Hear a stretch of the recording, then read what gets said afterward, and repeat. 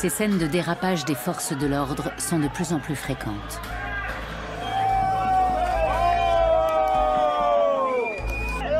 On aurait dit qu'ils voulaient tuer des insectes.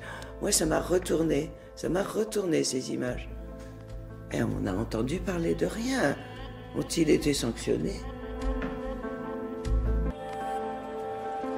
En Allemagne comme en France, les affrontements entre la population et la police se multiplient. Pourquoi ?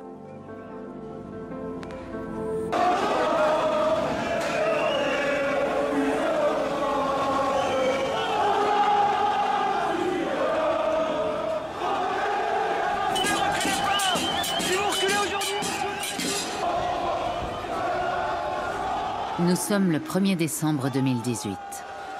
Ce samedi marque un tournant dans l'histoire entre les Gilets jaunes et la police française. Ce qui n'était au départ qu'un mouvement de protestation pacifique contre la hausse du prix de l'essence et la politique du président Macron dégénère soudain en émeute à Paris. Tout autour de l'Arc de Triomphe, au cœur de la capitale, des autonomes d'extrême gauche, des casseurs d'extrême droite et des gilets jaunes radicaux sont livrés à eux-mêmes des heures durant.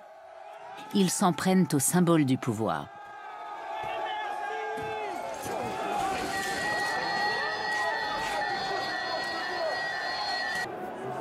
Le pouvoir politique et la police ont été pris de court. Personne n'avait vu venir ce mouvement. Le renseignement territorial en France ne l'avait pas vu venir et le ministère de l'Intérieur a été surpris, pris de court par l'irruption à l'échelle nationale de cette protestation.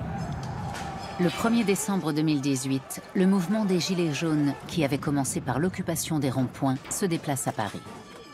Jusque-là, la police s'était tenue plutôt en retrait. La bataille de l'Arc de Triomphe est ressentie comme une défaite par les forces de l'ordre. Le ministre de l'Intérieur réagit promptement.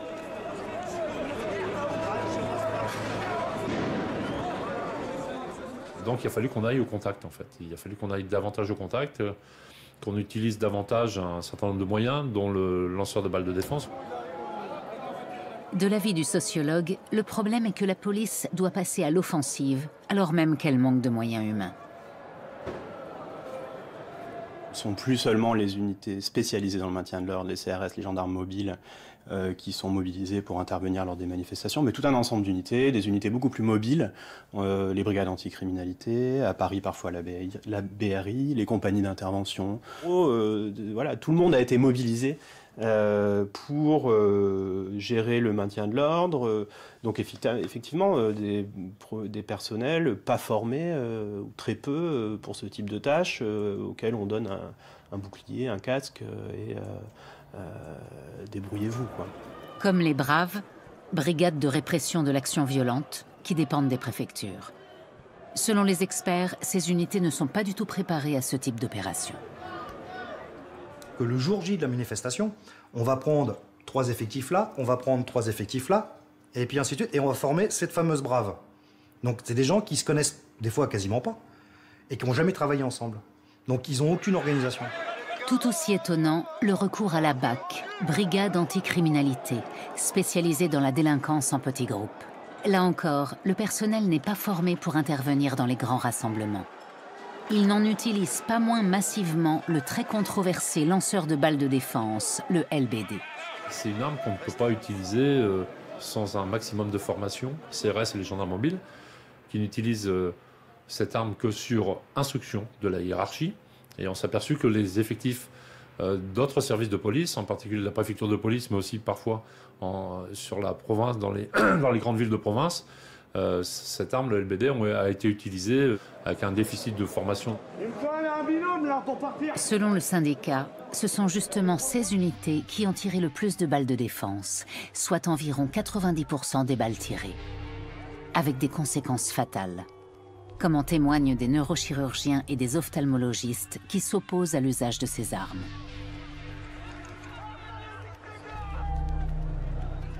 Les LBD visent à, voilà, c'est lanceur de balles de défense, donc la rhétorique en fait une arme de défense. Maintenant, on s'aperçoit que ce ne sont pas des armes qui sont utilisées seulement en défense ou seulement en cas de prise à partie ou pour désencercler, mais aussi on a le sentiment qu'elles sont utilisées plus en mode d'attaque, en fait.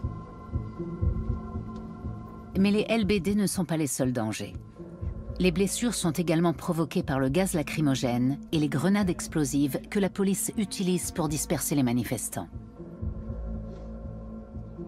Tout un ensemble de grenades dites défensives qui ont la particularité de contenir des charges de TNT, donc d'explosifs, et lorsqu'elles explosent, de projeter. On voit tout à fait à droite des petits morceaux de métal ou des morceaux de plastique. Jérémy Gauthier a constaté à plusieurs reprises que des manifestants tentaient de renvoyer les grenades lancées par les forces de l'ordre. Problème, l'explosion se produit après quelques secondes. La police justifie le recours à ces projectiles par le fait qu'elle ne peut pas bien se protéger autrement. Voilà, et tout un ensemble d'armes qui sont classées comme du matériel de guerre, et qui sont employés contre la population civile. Le ministère de l'Intérieur justifie l'utilisation des armes à distance. À l'en croire, les policiers en ont besoin pour pouvoir neutraliser les individus violents et rétablir l'ordre. Mais le bilan infligé par les LBD, les matraques et les grenades est de plus en plus lourd. Lors des manifestations des Gilets jaunes, 2 personnes ont été tuées. Il y a eu 327 blessés à la tête, dont 27 éborgnés, 78 blessés au bras, 5 mains arrachées et 135 blessés aux jambes. Et tout cela rien qu'entre novembre 2018 et mars 2020.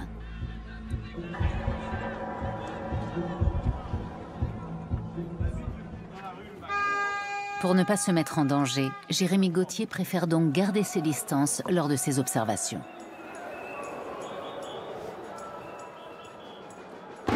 Face aux pratiques de la police française, la haute commissaire des Nations Unies aux droits de l'homme a réclamé une enquête approfondie sur tous les cas d'usage excessif de la violence. Le gouvernement français a répondu que les LBD et les grenades lacrymogènes n'étaient pas utilisées contre les manifestants pacifiques, mais contre les rassemblements illégaux. Miser sur les armes plutôt que sur le dialogue. Une stratégie qui pose problème pour les experts et les syndicats de police. On sait assez peu de choses de la formation des policiers, en fait, et notamment sur les méthodes de communication, de résolution de conflits. Il ne me semble pas que ce soit quelque chose qui soit enseigné, ou en tout cas, ce n'est pas mis en avant. Au contraire, on répond à la violence par la violence. Aucune étude n'a jamais démontré que ces réponses-là, que la police française utilise, elles sont efficaces. Non seulement on ne rétablit pas l'ordre dans le moment immédiat de la manifestation, mais en plus on aggrave le désordre à moyen et long terme, en termes de le coût, l'impact en termes de tension, de relation entre la police et la population, il est lourd, il est très très lourd. L'orientation politique des policiers a-t-elle un impact sur leurs actions? Cette question se pose également en France, où les idées conservatrices sont tout aussi répandues dans les rangs de la police. La présidente du Rassemblement national, Marine Le Pen, fait la tournée des commissariats peu avant les élections présidentielles de 2017. Bonjour mesdames et messieurs. Bon, nous avons profité de cette journée pour aller faire une petite tournée pour voir comment les policiers travaillent, dans quelles conditions. Vous savez que nous attachons une importance toute particulière dans notre projet présidentiel à réarmer la police, pas seulement d'ailleurs sur le plan matériel, mais également en effectif. Une enquête du CEVIPOF, le Centre de recherche politique de Sciences Po, a révélé qu'en 2017, environ 57% des fonctionnaires de police avaient l'intention de voter pour la candidate d'extrême droite. D'autres enquêtes qui ont été conduites à la sortie de bureaux de vote situés à proximité de casernes, principalement de gendarmerie et de CRS. Et là aussi, ces enquêtes font apparaître un taux plus fort que la moyenne de vote pour l'extrême droite.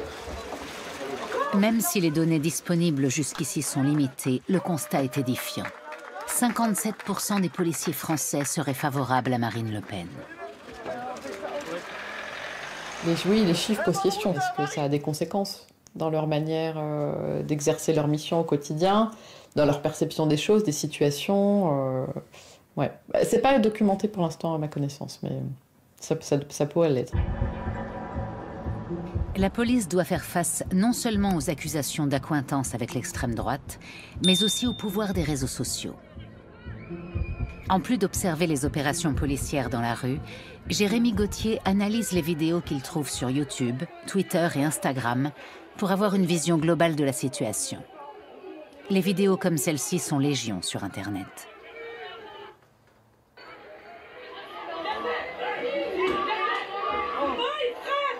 Les violences policières ont toujours existé, mais elles avaient cette particularité de s'exercer souvent dans des espaces sociaux éloignés des grands médias, éloignés de relais politiques, éloignés aussi des chercheurs, etc. Donc dans une certaine opacité. C'est vrai que là, les réseaux sociaux ont bouleversé complètement cette situation. L'omniprésence de ces images constitue un défi majeur pour la police. Nous comptons environ 200 journalistes qui ont été empêchés de travailler, qui ont été empêchés de témoigner de toutes les façons possibles. C'est énorme. Et comme nous avons déposé des plaintes et que les enquêtes n'avancent pas, ça veut bien dire qu'il y a impunité. Impunité, ça veut dire un choix politique. Le choix politique, c'est d'empêcher les journalistes de travailler. Un nombre croissant de journalistes, de manifestants et de citoyens ont le sentiment qu'ils se trouvent d'un côté de la barrière et les politiciens et les policiers de l'autre. Liberté, égalité, fraternité. Dans une commission de l'Assemblée nationale, le ministre de l'Intérieur, Christophe Castaner, prend position sur les accusations de violences policières. Et donc je vous le dis, jamais un policier ou un gendarme ne porte les premiers coups. Le fait que dans des périodes de crise, dans des périodes de conflits très intenses comme celles qu'on connaît en ce moment, finalement, la loyauté de la police, la loyauté des syndicats de police est essentielle pour le gouvernement. Le président Emmanuel Macron tient le même discours que son ministre lors d'un débat public avec des citoyens qui ont critiqué la police.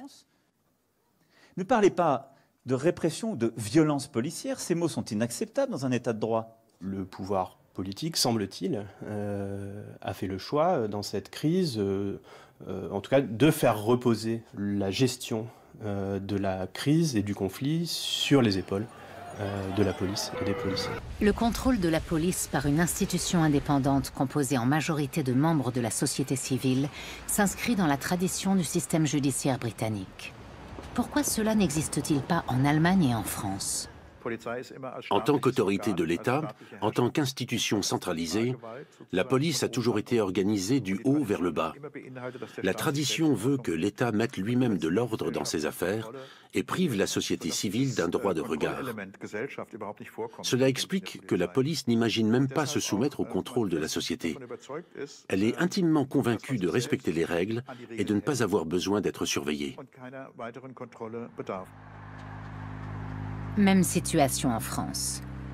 De plus, l'autorité de contrôle, l'IGPN, siège sous le même toit que le commissariat du 12e arrondissement de Paris.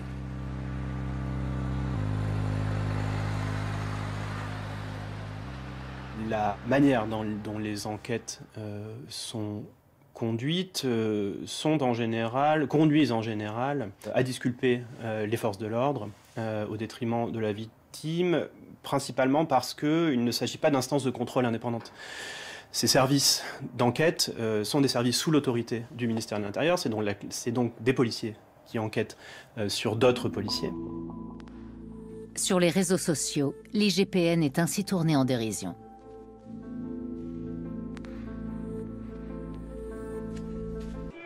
L'absence de culture de l'erreur est un élément commun à la France et l'Allemagne. Exemple, les numéros d'identification. Les policiers sont tenus de les porter sur leur uniforme pour être identifiables en cas de doute. Beaucoup de policiers ne scratchent pas ce numéro d'identification sur leur combinaison, se débrouillent pour le masquer par d'autres équipements. Bon, en tout cas, une volonté, un refus, une résistance au port de ce numéro d'identification.